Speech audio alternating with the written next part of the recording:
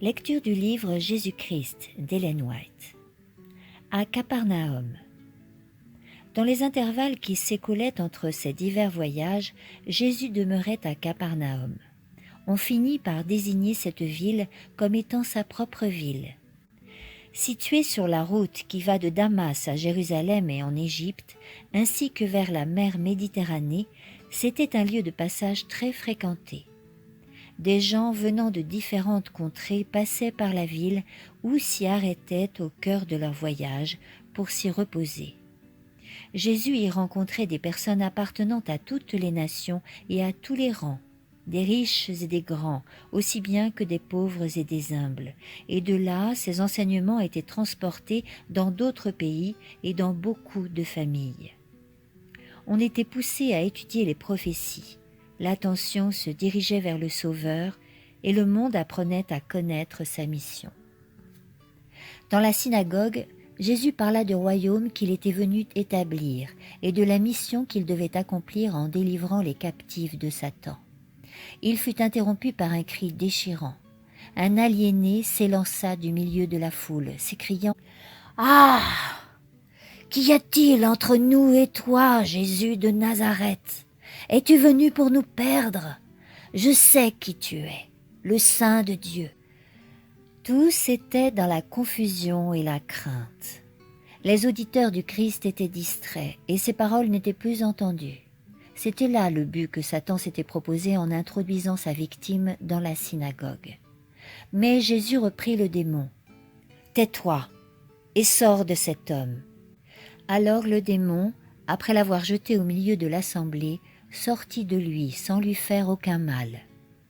Ce misérable avait eu l'esprit obscurci par Satan. La présence du Sauveur fit pénétrer en lui un rayon de lumière. Il désira échapper à la domination de Satan, mais le démon s'opposait à la puissance du Christ. Quand cet homme voulut implorer le secours de Jésus, le mauvais esprit plaça ses propres paroles dans sa bouche et lui arracha un cri de terreur. Le démoniaque se rendait cependant compte jusqu'à un certain point qu'il était en présence de celui qui pouvait le délivrer. Pourtant, une puissance étrangère le retint lorsqu'il essaya de se mettre à la portée de cette main puissante, et il dut s'exprimer par d'autres paroles que celles qu'il avait dans la pensée. Un conflit redoutable s'élevait entre la puissance de Satan et son désir de liberté. Celui qui avait vaincu Satan au désert de la tentation se retrouvait maintenant face à face avec l'ennemi. Le démon déploya toute sa puissance pour garder sa victime. Abandonner le terrain cette fois-ci, c'était laisser la victoire à Jésus. On put croire que le malheureux supplicié allait perdre la vie en luttant avec l'ennemi, cause de sa ruine. Mais le Sauveur parla avec autorité, et le captif fut rendu à la liberté. L'homme qui avait été possédé se tint joyeusement libre et maître de lui-même en présence de la foule émerveillée. Le démon lui-même avait rendu témoignage à la divine puissance du Sauveur. L'homme, libéré, célébra les louanges de Dieu. Cet œil, qui naguère jetait des éclairs de folie, rayonnait maintenant d'intelligence, versant des larmes de reconnaissance. La foule était muette d'étonnement. Quand ils se furent ressaisis, tous s'écrièrent « Quelle est donc cette parole ?» Il commande avec autorité et avec puissance aux esprits impurs, et il s'enfuit. C'est par sa propre conduite que cet homme s'était attiré cette affliction par laquelle il était devenu un spectacle effrayant pour ses amis et un fardeau pour lui-même. Fasciné par les plaisirs du péché, il avait pensé faire de la vie un carnaval ininterrompu. Loin de penser qu'il deviendrait un objet de terreur pour le monde et d'opprobre pour sa famille, il pensait pouvoir passer son temps dans des folies qu'il jugeait innocentes. Mais une fois engagé sur la pente, son pied glissa rapidement. Les nobles attributs de sa nature furent pervertis par l'intempérance et la frivolité, et Satan prit complètement possession de lui. Les remords vinrent trop tard. Richesses et plaisirs, il aurait tout sacrifié pour recouvrer la santé. mais il était maintenant sans espoir, la proie du malin. Il s'était placé sur le terrain de l'ennemi, et Satan s'était emparé de toutes ses facultés. Le tentateur l'avait séduit par ses charmes. Quand le malheureux fut en son pouvoir, l'ennemi se montra cruel et lui fit de terribles visites. Ainsi arrive-t-il à quiconque cède au mal. Les plaisirs attrayants du début aboutissent aux ténèbres du désespoir et à la folie de l'âme en ruine. La période pendant laquelle le Christ exerça son ministère parmi les hommes fut marquée par la plus grande activité des forces du royaume des ténèbres. Durant des siècles, Satan et ses mauvais anges s'étaient efforcés de dominer les corps et les âmes des hommes afin de les précipiter dans le péché et la souffrance. Puis il avait rendu Dieu responsable de cette misère. Jésus voulait révéler aux hommes le caractère de Dieu. Il était venu pour briser la puissance de Satan et mettre en liberté ses captifs. Une vie nouvelle, un amour et une puissance céleste agissaient sur les cœurs des hommes, et le prince du mal se leva pour maintenir la suprématie de son royaume. Satan rallia toutes ses forces et s'opposa à chaque pas à l'œuvre du Christ. Il en sera de même dans la dernière phase du grand conflit que la justice livrera au péché. Alors qu'une vie, une lumière et une puissance nouvelle descendent d'en haut sur les disciples du Christ, une puissance surgit des profondeurs pour galvaniser les instruments de Satan. Tout ce qui est terrestre subit alors une recrudescence. Instruit par des siècles de lutte, le prince du mal travaille sous un déguisement. Il se présente sous les apparences d'un ange de lumière aux foules qui s'attachent à des esprits séducteurs et à des doctrines de démons. Lorsque Satan réussit à saper la foi en la Bible, il dirige les hommes vers d'autres sources de lumière et de puissance. C'est ainsi qu'il s'introduit. Il se place sous l'influence des démons, ceux qui se détournent des clairs enseignements de l'Écriture et de la conviction que le Saint-Esprit produit en eux. La critique et les spéculations qui se sont donné libre cours touchant les Écritures ont ouvert la voie au spiritisme et à la théosophie, ces formes modernes de l'ancien paganisme, et leur ont permis de s'établir même au sein de sociétés faisant profession d'être les églises de notre Seigneur Jésus-Christ. Parallèlement à la prédication de l'Évangile, une œuvre se poursuit par l'intermédiaire d'esprits mensongers. On joue d'abord par simple curiosité, avec ces esprits. Mais on est vite leurré lorsqu'on aperçoit à l'œuvre une puissance surhumaine, et l'on ne peut plus alors échapper au contrôle direct d'une volonté étrangère. Les barrières qui protègent l'âme sont renversées. Plus de digues contre le péché. Personne ne prévoit alors à quel degré de corruption il atteindra s'il repousse la protection de la parole de Dieu et s'il rejette son esprit. Un péché secret ou une passion maîtresse peut le retenir aussi captif que l'a été le démoniaque de Capernaum. Néanmoins, une telle condition n'est pas sans espoir. Le moyen par lequel le Christ a vaincu le méchant nous est encore offert. C'est la puissance de la parole de Dieu. Dieu ne s'impose pas à nos esprits, mais si nous désirons le connaître et faire sa volonté, cette promesse est pour nous. Vous connaîtrez la vérité, et la vérité vous affranchira.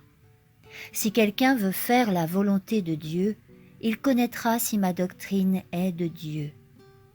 Par la foi en ses promesses, chacun sera délivré des pièges de l'erreur et de la domination du péché. Tout homme est libre de choisir son maître. Personne n'est si bas tombé, personne n'est si avili qu'il ne puisse trouver en Christ sa délivrance. Le démoniaque, ayant essayé de prier, n'avait fait que prononcer les paroles de Satan.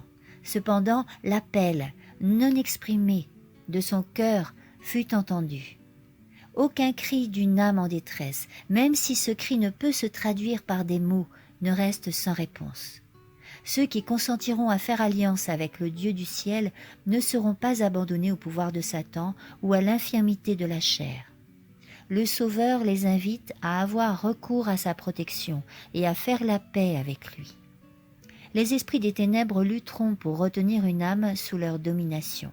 mais les anges de Dieu déploieront en sa faveur une puissance supérieure. Le Seigneur dit: le butin de l'homme fort lui sera-t-il arraché, et les justes retenus captifs seront-ils délivrés? Ainsi parle l'Éternel. Oui, les captifs de l'homme fort lui seront enlevés, et la proie de l'homme violent lui sera arrachée. Car je serai ton champion contre tes adversaires, et c'est moi qui délivrerai tes enfants. L'assemblée se trouvait encore dans la synagogue, sous le charme de ce qui s'était passé lorsque Jésus se retira dans la maison de Pierre pour se reposer un moment. Une ombre encore avait passé ici. La belle-mère de Pierre était malade. Elle avait une fièvre violente. Jésus chassa le mal, et la malade se leva et servit le Maître et ses disciples. Le bruit des œuvres du Christ se répandit dans toute la ville de Capernaum. Les gens n'osaient pas venir à Jésus pour être guéris le jour du sabbat, par crainte des rabbins. Mais un grand mouvement se produisit dès que le soleil eut disparu. Les habitants de la ville sortaient des maisons, des boutiques, des marchés, pour se rendre à l'humble demeure qui abritait Jésus. Les malades arrivaient, portés sur des lits, ou s'appuyant sur des béquilles, ou encore chancelant, aidés par des amis. C'était un va-et-vient continuel, car personne ne savait si le guérisseur se trouverait encore là le lendemain. Capernaum n'avait jamais vu un jour pareil. Des cris de triomphe et de délivrance remplissaient l'air. Le Sauveur jouissait du bonheur qu'il avait répandu autour de lui. À voir les souffrances de ceux qui venaient à lui, son cœur était ému de pitié, et il était heureux de pouvoir leur rendre la santé et le bonheur. Jésus ne cessa son activité qu'après avoir soulagé la dernière souffrance. Très tard dans la nuit, la foule s'en alla, et le silence descendit sur la maison de Simon.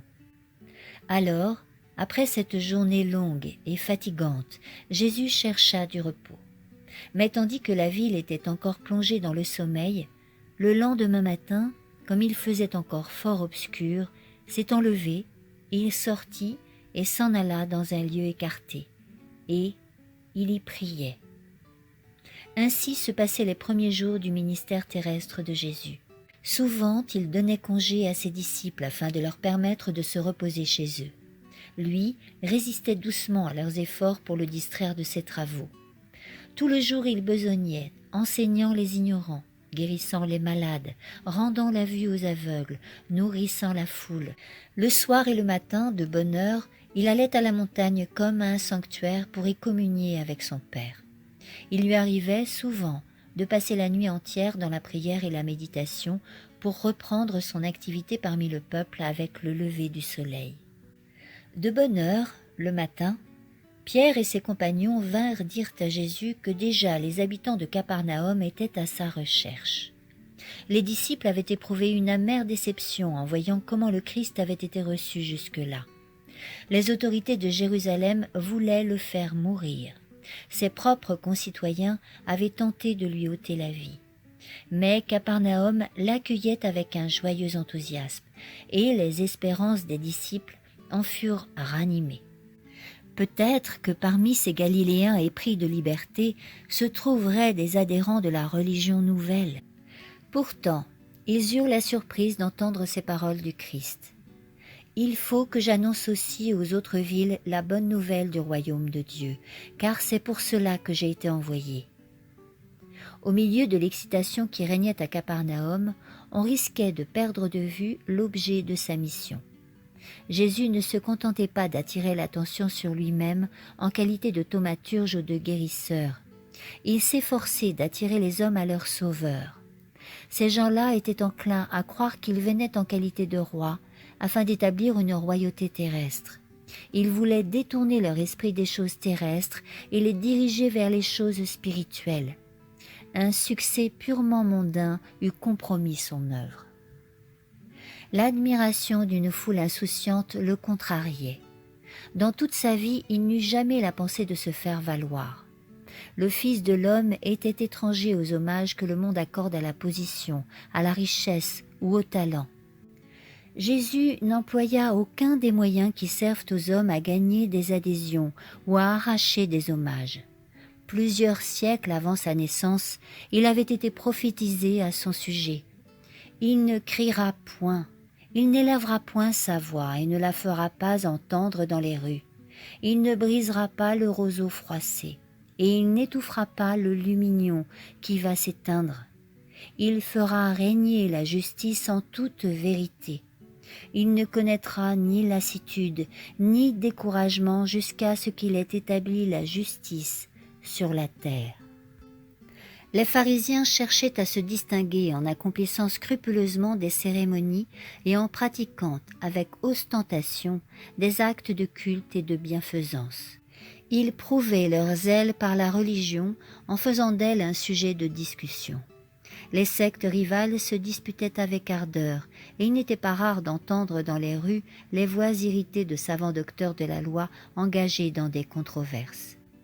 La vie de Jésus était tout l'opposé de cela. Chez lui, aucune dispute bruyante, aucune parade dans le culte. Rien n'était fait pour gagner les applaudissements. Le Christ était caché en Dieu, et Dieu se manifestait dans le caractère de son Fils. Jésus voulait que cette révélation devînt l'objet des pensées du peuple et qu'elle reçût leurs hommages. Le soleil de justice n'éclata pas soudain dans sa splendeur sur le monde pour l'éblouir de sa gloire. Il est écrit concernant le Christ, « Son apparition est comme celle de l'aurore. » C'est insensiblement que le jour se lève sur la terre, chassant les ombres de la nuit et réveillant le monde. Ainsi se leva le soleil de justice, portant la santé dans ses rayons. Suite de la lecture dans le prochain audio intitulé « Tu peux me rendre net ».